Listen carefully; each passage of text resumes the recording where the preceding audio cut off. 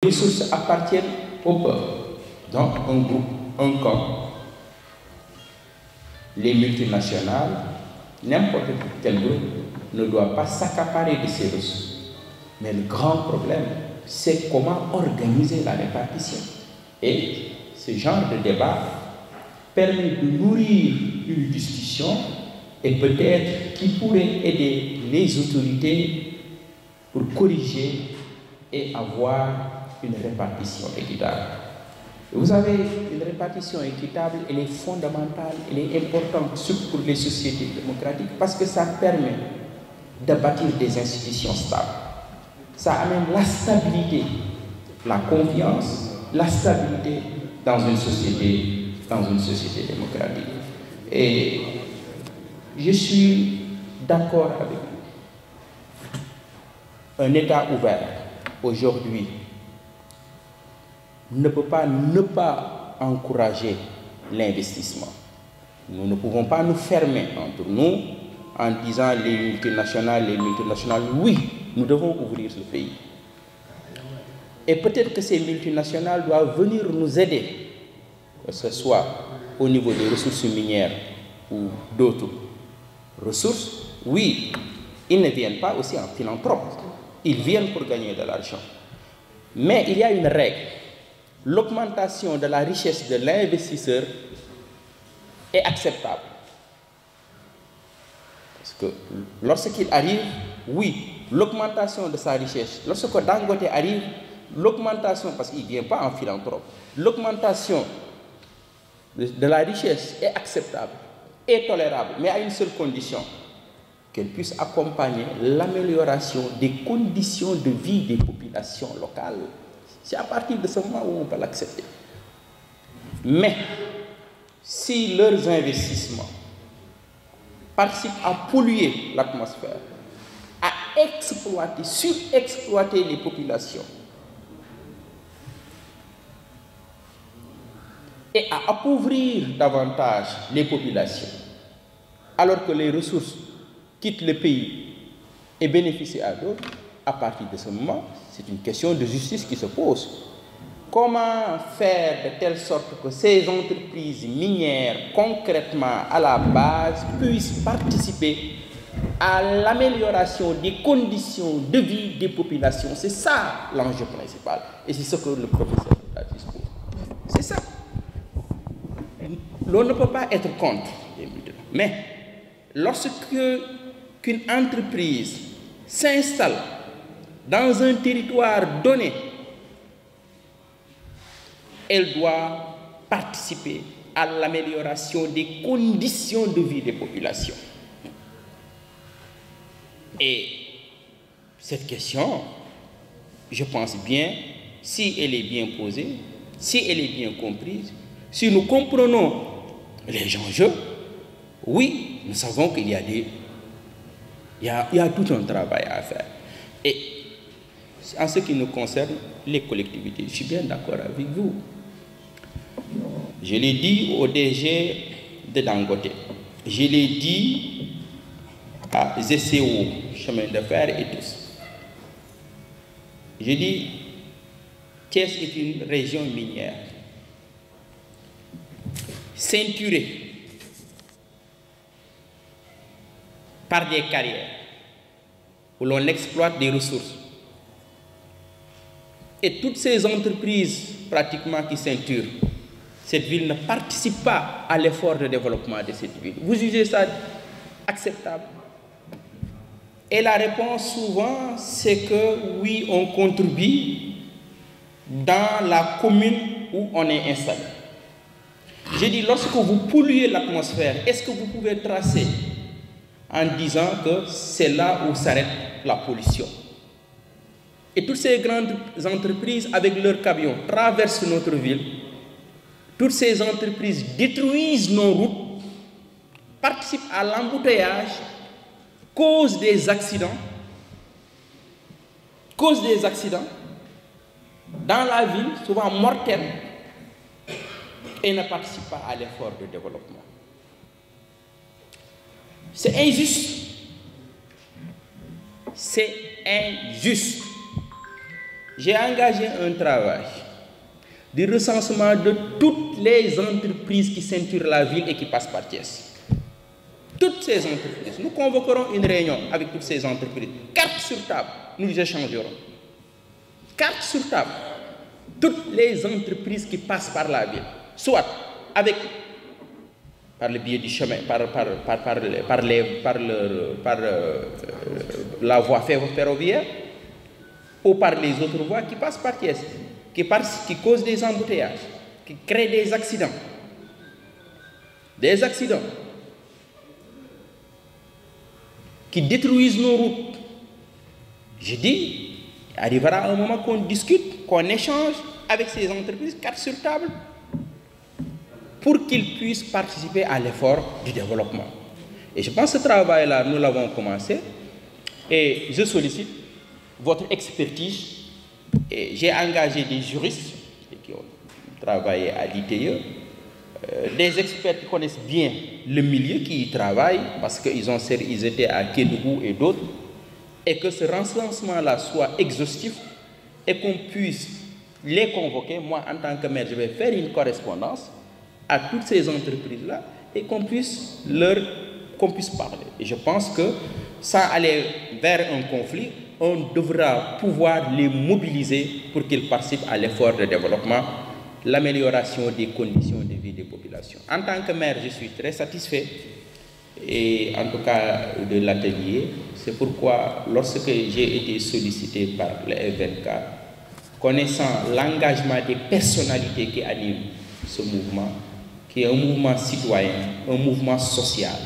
un mouvement qui participe à l'éveil des consciences, et en tant que maire, je ne pouvais qu'aider donc pour l'organisation de cette manifestation qui était prévue à Thiès. En tout cas, je voudrais donc vous souhaiter la bienvenue à Thiès et souhaiter plein succès donc à vos travaux. Merci beaucoup. Mieux vaut travailler avec la mine que de travailler pour la mine. Quand tu travailles pour la mine, simple employé ngay doon. Mais quand tu travailles avec la mine, tu crées sa entreprise, sa GIE, et tu crées des richesses et tu crées des emplois locaux. Léegi nag contenu local boobu ci rapport 2022 bi 2034 milliards la woon, mais 728 milliards moo ñëwoon pour les nationaux ou locaux. Nañ xam dem nous sommes dans un espace communautaire. Mais sur les rapports 2023 bi contenu local bi jural na Sénégal 1967 milliards, mais 905 milliards rek moo nekk pour les fournisseurs nationaux. Pour les fournisseurs étrangers 1062 milliards. Loolu mooy chiffre clé yi. Léegi li may wax yëpp tamit pour mu gën a yomb yéen su ngeen jógee fii fexe leen ba dugg rek www.itie.sn. Toutes les informations yi ma partagé yëpp mi ngi ci foofu, parce que loolu aussi moo leen permettre ngeen am des données fiables du ngeen wax seen xalaat. Maintenant peut-être pour terminer rek Thiès, il y a le phosphate, il y a le zircon, mais or bi ba léegi moo occupé la première place, parce que or bi rek ren 11 tonnes d'or mooy li rapport bi fësal, 11 tonnes d'or loo xam ni produire nañ ko fële ci zone Kédougou bi, mais jural na 491 milliards moom mooy la valeur. Mais tey ba léegi 1 gramme d'or desul ci biir réew mi, maanaam nos bijoutiers, nos artisans locaux amul parce que les comptoirs commerciaux yi ñu waxoon ci texte yi ba léegi amagul. Ça loolu aussi bokk na ci nga xam recommandation. J'ai été un peu long, mais dama ko def un survol pour ngeen mën am au moins une vue d'ensemble, parce que lii aussi ñun ci suñu wareef la. Man su ma doon raam sax tey maa ngi wala à midi laa woon ki ñu may woo ba léegi parce que je dois aller à Diacksao, mais dama ni tey lii amul lu ko ëpp solo pour ñëw partager ak yéen. Yaakaar naa aussi ITE su ñëwaatee ci région bi, parce que prévoir nañ dissémination, dinañ ko gën a fësal mu bi pencoo bu gën a yaatu, parce que tant que li ma waxoon rek ñi ngi waxtaan mbir mi rek yéwénal ko rek mën nañ ko jariñoo aussi bien pour les générations actuelles et pour les générations futures. Maintenant pour les autorités li ma leen jox conseil rek yu bees yi le nouveau régime vraiment am na yéene yu sell, mooy benn bi il faut un management des attentes des citoyens sénégalais. Ça loolu mi ngi commencé par le langage de vérité, nañu wax li am, parce que secteur hydrocarbures coow li yëpp 2025 72 milliards lañ ci dugal, gaz beeg pétrole bi ngay dégg yëpp 72 milliards la war a dugg si budget, xam nga loolu c'est epsilon. Beneen bi tam renégociation des contrats bi nañ ci tey, xam nga dégg nañ premier ministre bi nekkee ci opposition bi daf ni su ñëwee pouvoir on va renégocier toutes les conventions. mais président de la République Diomaye bi mu ñëwee moom premier discours il a été très prudent daf ni nous allons faire un audit exhaustif et loolu mooy cëru état da nga war a feet état des lieux li ñu fekk ñu demaat tuuti conseil des ministres mois de mai defe naa ñu defaat benn ko ne nous allons réexaminer certaines conventions minières gazières nous allons réexaminer certaines ça veut dire que du yëpp donc loolu il faut nuancer mais bul tëb ne dañuy renégocier par force jëlaat suñu moomeel Mamadou c'est un idéal li nga wax nii ñu jëlaat suñu ressource mais yombul sénégalais benn investisseur sénégalais te amul possibilité pour investir dans le secteur c'est des actions à milliards il faut étranger yi ñëw maintenant comment rééquilibrer loolu mooy rôle état je pense que c'est un processus mais nañ ko waxtaanee teg nañ commission de renégociation ñun defoon nañ càmbar sur les différents contrats on a vu que c'est déséquilibré le Sénégal n'y gagne pas trop il faut rééquilibrer mais comment il faut de manière concertée ñoom ñu ànd état secteur privé mais aussi borom xam-xam yi et là j'invite la commission de renégociation on n'a pas besoin de réinventer la roue réew mi ñëpp ñoo bëgg réew mi am na ñoo xam ni ils étaient sous l'ancien régime am na ñoo xam sous le régime du président Wade am na ñoo xam sous le régime du président Abdou Diouf ba tey je prends quelqu'un rek comme Serigne Mboup de Petrosen moo nekkoon SAR en 2004 bari na contrat yi nekk fii bokkoon na ci ñi ko négocier mais ku mel noonu soo ko wooyee ne ko Serigne ñu kat dañuy soxla yow sa expertise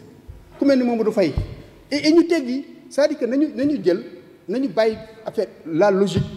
c'est que réew mi tant que parce que xam nga slogan yi aussi du loolu mooy defar réew la patrie avant le parti déggoon nañ ko ñii aussi ñëw ne jub jubal mais dans la réalité qu'est-ce qu'on voit c'est le parti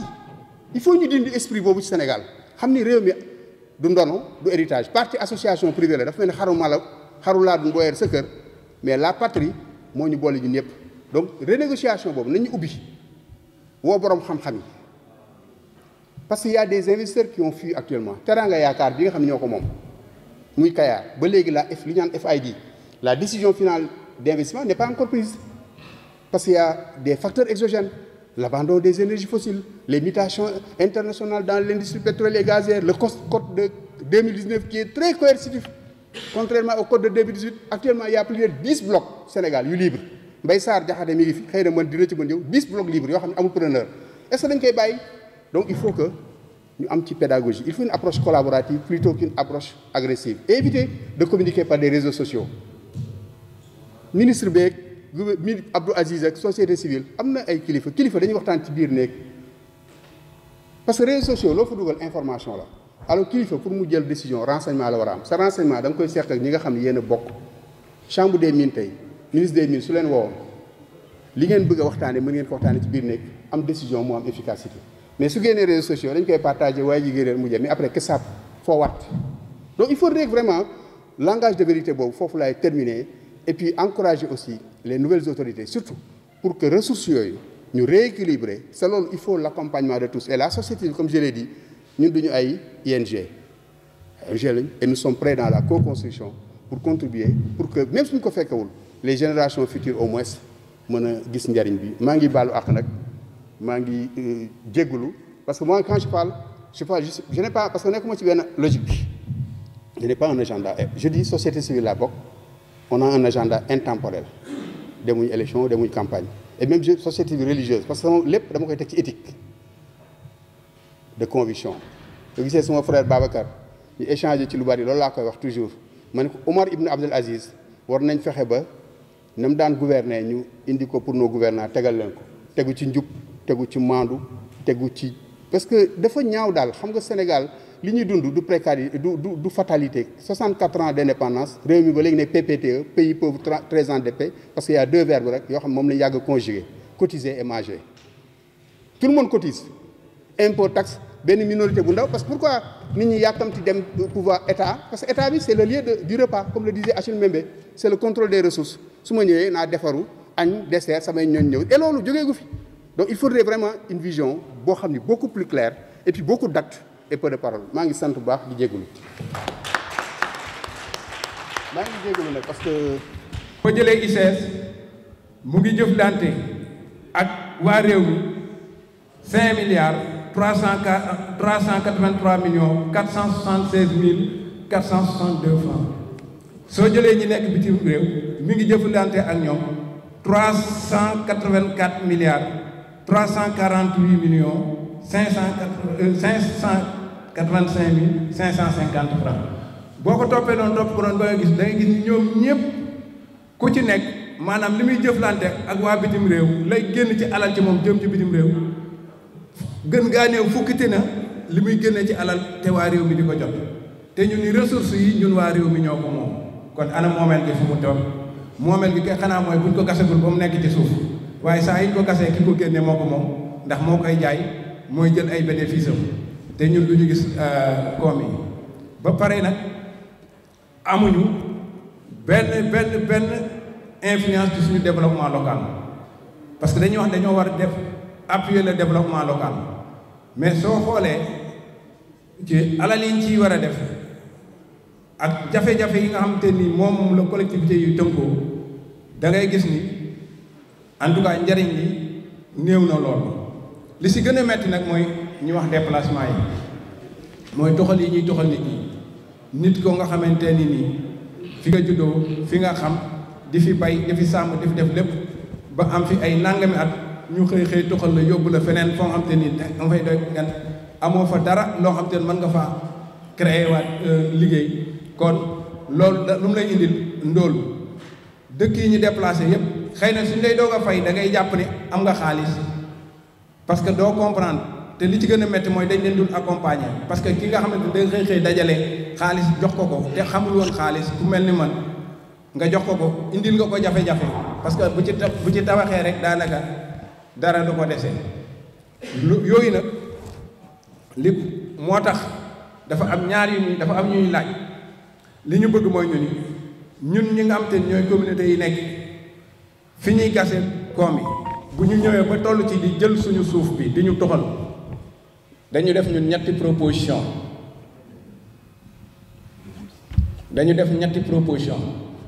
dañu ni ndàmpaay yooyu ñuy jël naan dañu koy dàmp benn mooy nañ ñu ko tënkal ay action ñu nekk ay actionnaire ci entreprise bi ndax ay nit dafa dajale def fa seen alal di liggéey di jël seen ay bénéfice kon ñun suñu alal jooju ñu ñuy yàqal nañ ñu ko defal ay action mooy benn proposition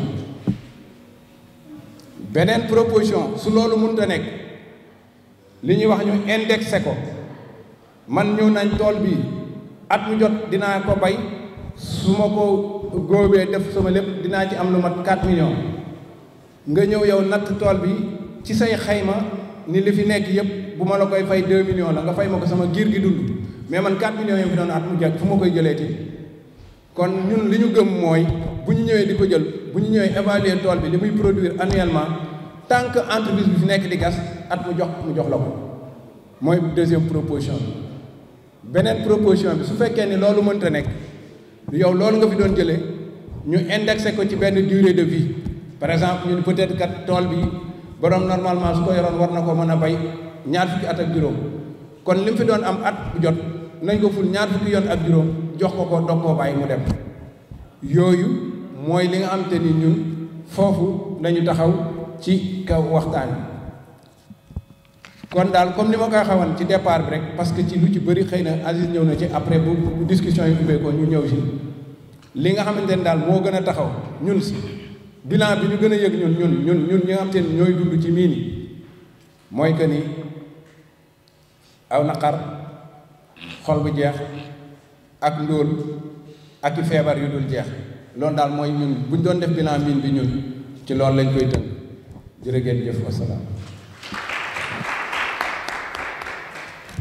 sant ñëpp te di leen gërëm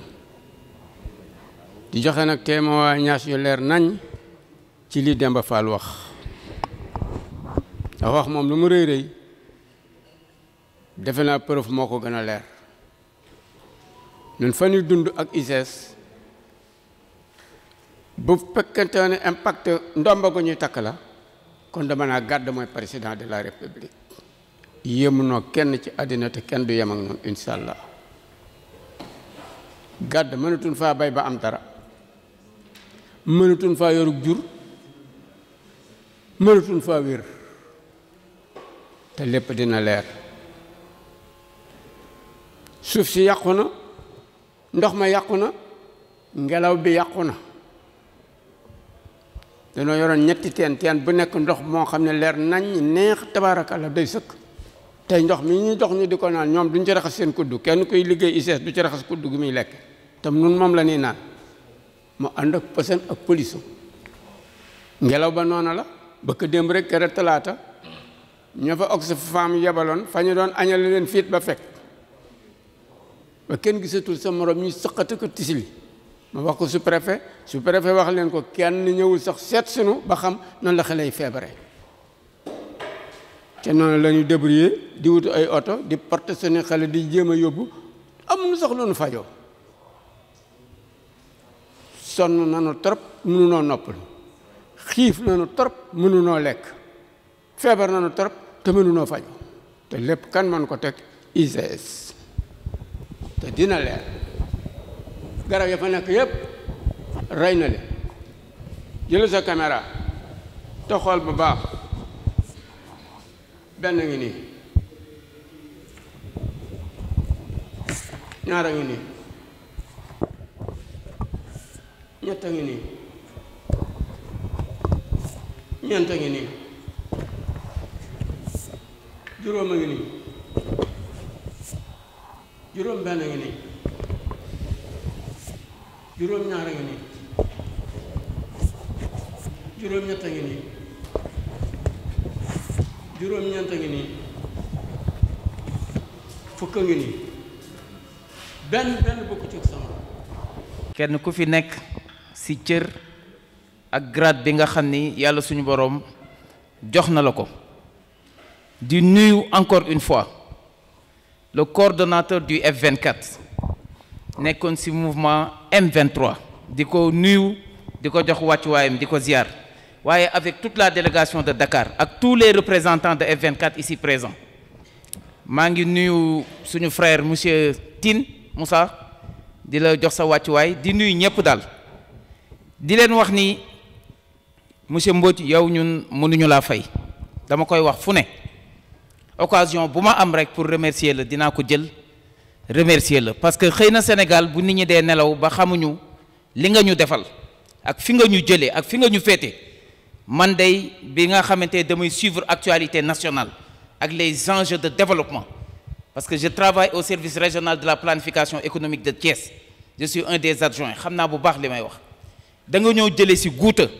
tey bu dul woon ak sa taxawaay ak sa pas-pas ak sa Pastef ak sa laxasaay parce que am na benn instant boo xam ni M23 rek moo nekkoon sur le terrain tous les leaders politiques en général ont été dans les prisons nga dimbali ñu taxawuñu ba musal ñu ci ab dictature rampante kon ñun Sénégal yépp amal nañ la njukkal ñu foog ne fa nga yem nga ni déedéet Sénégal am na jàmm waaye du ma taxaw damay fexe ba sénégalais bi fépp fu mu nekk mën a jouir pleinement de sa citoyenneté ak mën a accéder au développement moo waral tey jii vous êtes un vrai naka nu ñu koy wax un éclaireur du développement tey jii bu dul woon ak association bi xamaanaam ñun sax ak xëy na politiciens yi ak acteurs yi du ñu xam li xew Diogo du ñu xam lu xew ICS du ñu xam si li xew dans les environs et dans les populations environnantes kon tey ñu lay sant bu baax di leen wax ni réew dafay xam li mu am mooy lan boo demee Corée du Sud les 2/3 du territoire de la Corée du Sud est constitué de montagnes ñiy suivre actualité xam nañ li may wax aucune possibilité de pratique agricole boo ñëwee Afrique ak Sénégal 1 mètre carré ça vaut plus que le diamant le plus précieux au monde ndax mën nga fa gas teen mën nga fa gas puits de pétrole mais mën nga fa installer benn panneau solaire ressources yooyu ñu am noonu nañ ko xam bu ñu ko vendanger nanu ko engranger te pour ñu engranger ko il faut ñu waxtaane ko pour ñu waxtaane ko il faut ñu def benn diagnostic extrêmement performant qui nous révèle les difficultés les insuffisances pour essayer de voir comment transformer ces difficultés-là en objectifs comment transformer ces objectifs-là en stratégie moom la ñuy wax la planification opérationnelle ak la planification stratégique kon rik waaye nañu xam li ñu am mooy lan te ba noppi ça demande un leadership politique fort étant donné que l'heure est à la diversification des partenariats mais entreprise bu ñuy jox suñu suuf si mais nañ la signer benn cahier de charge force da ngay tabax benn centre de santé force da ngay tabax ay forage force da ngay tabax ay école force lii force là force lële soo ko mënee nga signer soo ko mënul nga dégager beneen preneur dina ñëw ak beneen partenaire ça demande du leadership politique fort Il faut être extrêmement intransigeant et visionnaire dans les négociations. Beneen bi mooy tey jii nañu fexe ba maanaam développer la formation et le retour à l'éducation s'impose. L'éducation dans les matières scientifiques, dans les curricula, la révision de notre système d'enseignement, verser dans la professionnalisation. Te état bi defe naa ne mu ngi siy liggéey yu wér, y a les ISEP, y a les ENO, y a tout. Mais nañu ko diversifier fexe ba suñu jeunes yi ñu bañ a nekk de simples ouvriers agricoles di dem di émarger si toolu jàmbur yi ñu leen di fay 2500 3500 boo xam ni boo sa naanee ataaya naan sa café reer sa reer bu baax mu jeex mais dañ lay transformer en entrepreneur agricole nga am un droit à l'entrepreneuriat muy les 4F la formation la formalisation l'accès au financement et l'accès au foncier ce sont les 4F de l'entrepreneuriat xam naa ni ñi war a wax dañoo bari du ma guddal di leen encourager rek di leen wax ni sëñ Abdoulaye dafa am lu mu waxoon nee na nit saa yoo ragalee wéetaay boo tourné doo gis kenn ci sa ginnaaw mais saa yoo yamalee wét ak wétaliku saa yoo tourné sa ginnaaw da nga gis ay nit ñu bari ñu gunge la kon c'est pas la quantité qui est importante mais c'est la qualité te defe naa ni fii ñi fi toog ñëpp c'est des hommes de valeur macha allah maa ngi leen di sant di leen gërëm di leen masawu te di leen balu àq jërë ngeen jëf. nit ñi dañ bëgg a julli ji donc gërëm leen sant leen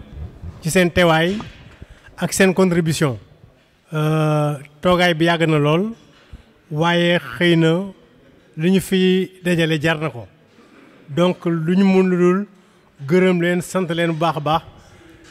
jàpp ne am na sas bu bari boo xam ne génn na fi parce que wax nañ ko fii Sénégal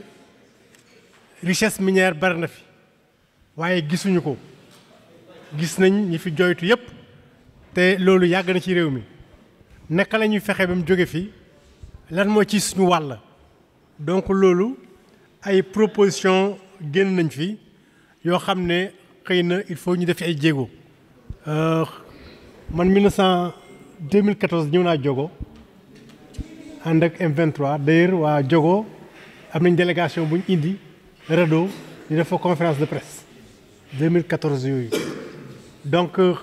boobu fekk na waa GCO ñu ngi doog a installé wu gis nañ indemnisation yi gis nañ lépp bon léegi xëy na li des mooy naka la ñuy fexe ba population yi gën a xam seen droit loolu benn loo xam ne la am na solo naka la ñuy fexe ba suñuy texte ñu gën ko defaraat loolu aussi loo xam ne am na solo nañu xool nu ci doxalee naka la ñuy def ba nga xam ne dinañ mën a xool mesurer impact environnemental bi parce que pollution bi métti na xëy na loolu aussi dinañu xool naka la ñuy defee naka ñuy def ay jéego ci loolu xool am na études yoo xam ne mën nañ ko ci def ba mën a am plaidoyer boo xam ne dina tax xëy na ñu gën a mën a am en tout cas impact ci industrie yooyu nga xam ne ñooy polluer air bi polluer nappe phréatique bi polluer environnement bi yëpp ba nga xam ne paysans yi ak dëkkandoo yi dañ ci am ay gaañ-gaañ donc loolu il faut que ñu jëm ci proposer nañ également ay démarche de formation xëy na également bu ñu xamoon saytu woon profil d'emploi yi GCO laaj profil d'emploi yi ICS laaj xool naka la ñu former ay jeunes foofu pour que ñu ingénisation boobu ñu dindi ko loolu xëy na également mun na nekk loo xam ne ay taxawaay la bu ñu ko mënul def itam xëy na ñu wax état bi lii mooy li nga xam ne moom la war a def donc information population yi loo xam ne lu am solo la donc proposition yi bari na donc bu ñu demee nañ def liggéey bi nga xam ne moo ci war parce que li ñu fi indi woon mooy li nga xam ne jot nañ ko bind ñu gis ko maanaam par exemple gis nañ loi yi limites yi wax nañu ko gis nañ déglu nañ ñi nga xam ne ñoo impacté jël nañu ko donc gis nañ seen contribution loolu yëpp bu ñu demee ñu tënk ko xool suñu plan d'action léegi naka lay demee pour que li nga xam ne moo fi am maanaam ñu am richesse boo xam ne mu ngi ne gaañ daanaka waaye population yi nga xam ne ñoo nekk ci territoire yi ak population Sénégal yëpp gisuñ ci daanaka dara parce que comme ni mu ko waxee bu fekkee dañu génne fii or waaye fii ku fi bëgg or da ngay dem jëndi ko loolu lu bon la fekkee dañuy defar fii phosphate bi waaye phosphate bi daanaka suñuy tool amu ci amuñ njëriñ wala foog ñu dem importer ko loolu également ay njuumte loo xam ne il faut mu jóge fi donc loolu mooy suñu taxawaay naka la ñuy fexee ba citoyens yi taxaw laaj seeni droit mais fekk ñu xam seeni droit laaj ko mais par exemple assumer seen devoir ci loolu mooy suñu taxawaay ñu ngi leen di gërëm di leen sant di leen ñaanal ku nekk nga ñibbi ak jàmm